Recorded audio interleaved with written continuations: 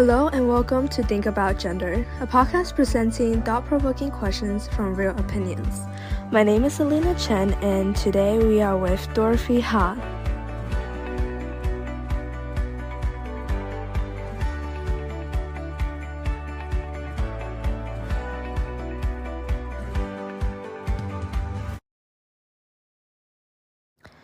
Hi Dorothy, can you introduce yourself? Hi, I'm Dorothy. I'm a female student at Stuyvesant High School and I'm 17 years old, about to go into college. So, first of all, let's just talk about the career and what you're looking forward to going to. Right. So, I am interested in art history. So, I hope to major in art history in college and pursue that. And when I get out of college, I hope to go into the field of museum work, more specifically in curation. So, how have your experience been like pursuing this career? Would you like me to respond like specifically with gender or in general? Oh, in general, or related to gender. Sure. So even though this is kind of like a niche kind of career, I've had some success like pursuing opportunities for it even as a high school student. In large because I live in New York where there are a lot of opportunities to work with like museums. I intern with the Museum of Arts and Design every Friday. So that's kind of helped me get a jump start into the art world. But I do have some comments on how the art world is kind of gendered, like historically and currently as well. Well, that does lead into my next question. Do you notice like any stereotypes against women in your field? Even though I'm not an artist, I obviously do have to study artists really closely while I'm pursuing art history. And I've noticed the kind of lack of these quote-unquote great female artists, because when you think of great artists, you think of people like Picasso, Michelangelo, Monet, people like those. And the names that come to mind are almost never women. So I feel like women are left out a lot of the art history canon, even though there are famous female artists like Frida Kahlo, Yayoi Kusama, like Georgia O'Keeffe. There definitely are not as many female artists in pre-modern times, for sure, and even in contemporary and modern times. There's definitely a lack of female representation in art. And in my field, like art history specifically, I feel like women, even though the humanities are considered a kind of more traditionally feminine field, I feel like research is largely dominated by men. Because while I've been looking up universities during my college search process and looking at like art history researchers at university, I found that a lot of them tend to be men, which is kind of interesting for me. And I don't have like a lot of information to base this on, like especially among people my age, because I'm actually like the only person I know that's planning to go into art history in college.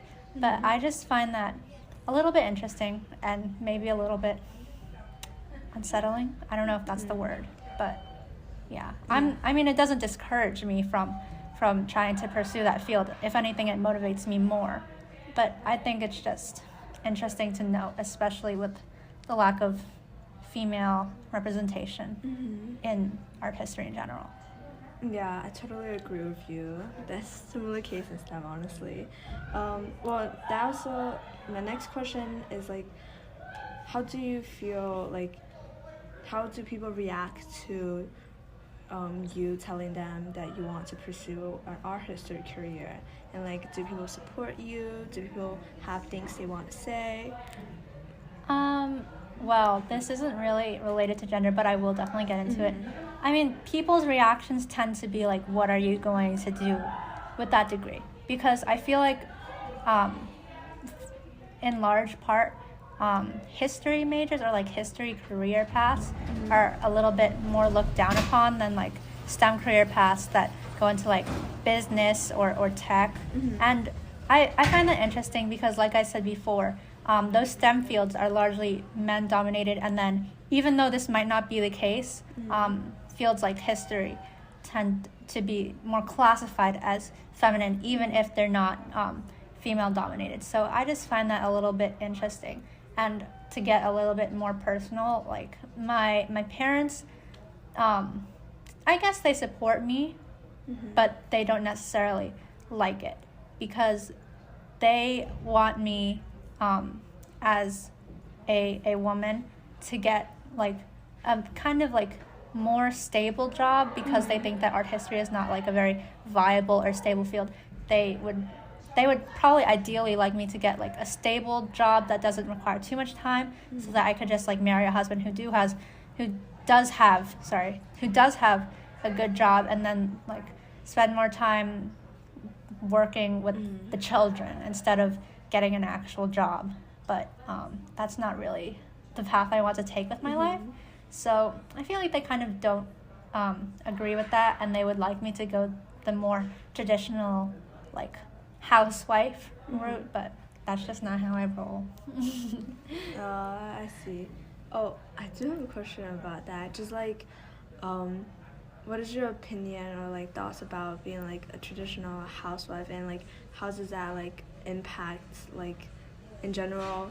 Like I know they don't support you, but like how does it impact you? Does it like make you more motivated? Does it make you like see that like, oh, housewife is not just like a woman's job anymore?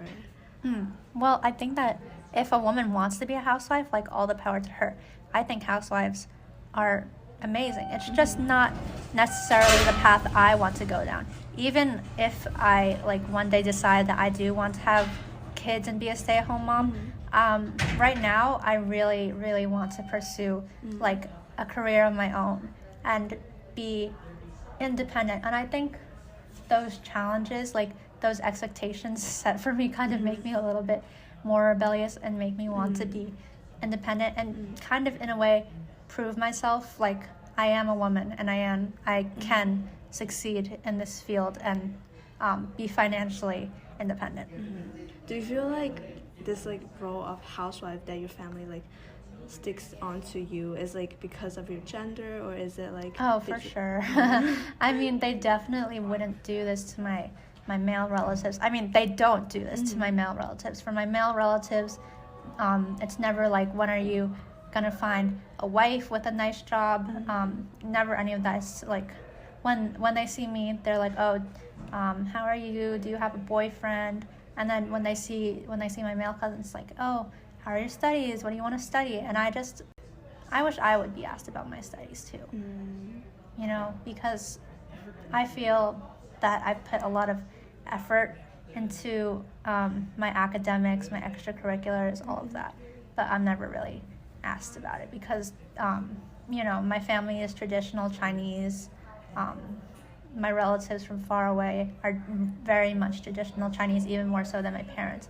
So when they see me like a daughter or a niece or like whatever, they see me as like a girl, and so they don't really focus on my academics or my career prospects. That is unfortunate. I feel like a lot of Asian families share the same like problem, or like not even problem, it's just like this like mindset that they have. Okay, well, moving out of family, just some questions about like in general, have you like seen the effects of gender inequality, and how has it like affected you or like the career you're pursuing?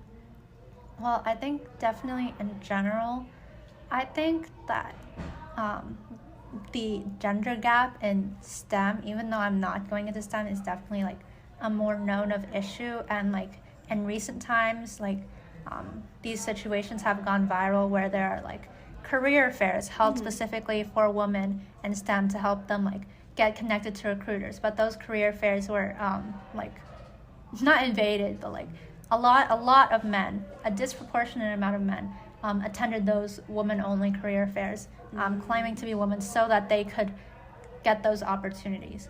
And so I think that's just kind of an inconsiderate move on their behalf, knowing that they already do have an advantage in this field, and they have to encroach upon like female-only events, and then say that it's in the name of like equality, gender equality. That makes no sense. But they're saying that like oh, if you hold event only for women, isn't that misandrist or anti-men? And I think that's really just missing the point. Like, calling an event that's trying to combat gender inequality like unequal for gender. Sorry, I kind of went off track, but It's okay. It's okay. Well, I feel like just like to ask, like, do you feel like you have your own gender biases? Like, not even just about girls, maybe about boys. Well, I feel like everyone has gender bias. I feel like it's impossible to not have gender bias, having grown up in this like very gendered society. But even if I like may have inherent biases, I do try my hardest to like remedy that. And I definitely like see men and women as equals, even if I may have like inherent biases against them from my upbringing, against like either gender. Okay. I see. Well, the last question is just like, what do you see like that tells us like there's room for improvement to be made for gender inequality, and how do you think we can improve? Well, you know, it's like a lot of the stuff that I already mentioned, like men coming to women-only fairs, like people in research being mostly men, and like women being discouraged from seeking out jobs. It's like all of that, and I think there's definitely not one easy remedy, and I think there's definitely no one easy remedy and one easy solution, but progress is being made slowly but surely, and I think I mean it's progress is progress, but at the same time we do have to speed up the process a little bit, because I mean I'm definitely not willing to wait forever for gender inequality in the workforce to be fixed. I mean I want there to be more equality by the time I enter the workforce, obviously. So I think like one big step that we could take towards gender equality in the workforce is like, for example, passing the Equal Rights Amendment. So, like, outlawing discrimination on the basis of gender, I think, could definitely make a big impact in, like, women getting jobs in whatever field they're pursuing, whether it be STEM or humanities or something else. Okay, well, that was it for all the questions today.